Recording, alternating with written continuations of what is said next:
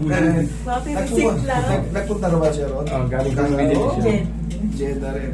Pero tagal na, 2002 pa eh. At least naka-experience tayo ng reset. Okay, sige. Pero ano yung pinakamadalas problema? Ito yung Balakang. Okay.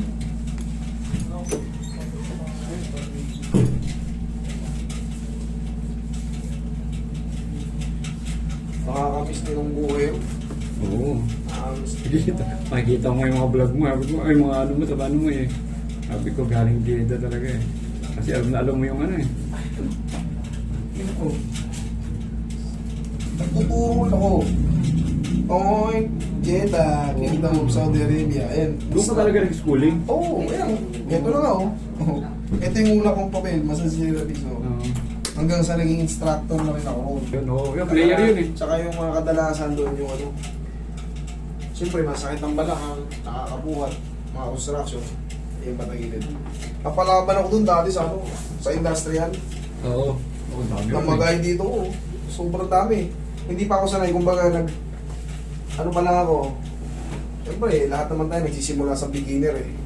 Namagay dito ko. Kakahilot, kakamassage. Ako na lang sumusuko eh. Relax lang.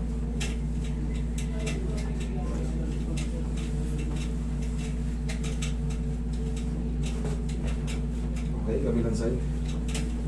Ngayon ma'am, 2012 kayo umuwi. Hindi. 2002. 2002? Ay, mas ano to? Oo, mas una. Inabot niya yung kahigpitan. Oo. Oo. Bawal ang cellphone. Bawal ang cellphone. Hindi, tsaka sa babae, hindi pa sila pwedeng basta-basta magkaroon sa hindi labas. off. Oo. Inabot niya yung kahigpitan. Ngayon kasi, pwede na. Mayroon na, oo. Meron ng mga, may Shaolin na ron, may mga, may ano tawag to? May mga Batangas ano na ngayon doon. Lalo na ngayon. Pwede ka na mag-video okay. Oo. Dapa, dati mga babae, bawal talaga lumabas. Higpit. Ang sinisita ng mutawa yung mga Yun. magkasama kayo, kailangan couple talaga kayo. Ngayon, hindi na. Kahit Ngayon hindi wala na, couple. oo. Saka yung mutawa ngayon, wala nang power ng mutawa ngayon. Iba na. Hindi ka tulad dati, mahigpit ang mga mutawa. Oo, inabot ko pa yan kasi nung kay Abdullah. Hindi pa talaga gaano ano. Isang taon, inabot ko pa. Pero hindi naman kagad nagpalit ng ano eh. Yung pa rin yung ano eh. Oo. Pero nung pumasok si Muhammad bin Salman, ito na. Laki na ng pinagbago. May mga paro-paro na rin. Pwede na mag-drive ang babae ron eh.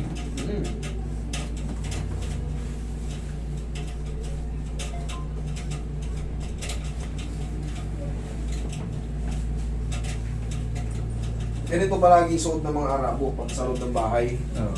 Yan ano? Yan. Leggings. Oo. Palagi yan sila naka-leggings. Tapos, t-shirt. Ayun. Lang. Ang mga walang pakialam dyan, yung mga ano, ang mga hindi sila concerned.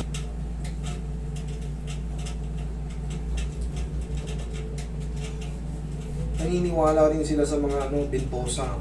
Pijama ang tawag nila ron. Yung nilalagyan ng ano. Ginawa mo rin yun doon.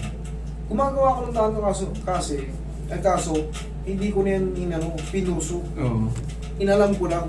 Kasi useless. Useless. Magpa-full body massage ka na lang kaysa ganito. Kaysa ganun. Useless yun. Maglalagay ka lang ng chikinini sa balat ng tao. Okay. Yun ang totoo. Very useless. Pero kung wala ka namang ginagawa, gusto mo lang kakali-kalikot sa katawan mo, kasama naman sa package yun sa mga spa. Ito yung pinakagusto ng mga Arabo. Ito, tandaan nyo. Arabong babae, ito. Yung massage sa ulo. Ayaw na tumigil niya mga yan pagka ginaganto ko yan. No, la. Don't stop. Alatol. Alato. Pag ginaganyan ko yung mga Arabo, ito yung pinakagusto ng babae. Massage sa ulo.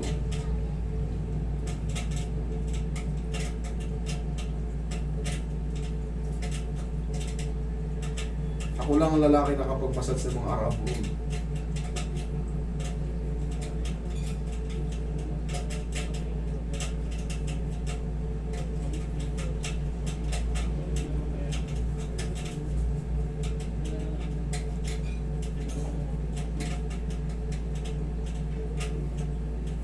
Yung mga Egyptian, wild na sila. Oo. Wild na sila. Pag pag magpapa-therapy yun sa akin, nakasando lang yun. Nakasando lang yun.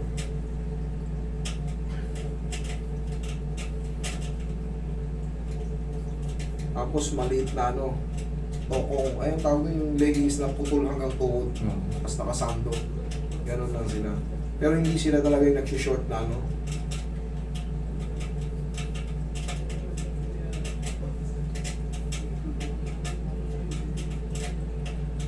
Ang Egyptian kasi, ano na sila part ng Africa. Mm. African na yun Pero Arabic sila. Oo. Civilized na rin kasi.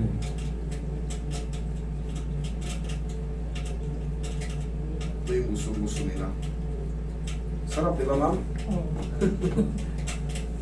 Hindi tayo pwedeng hindi tumigil Okay ma'am?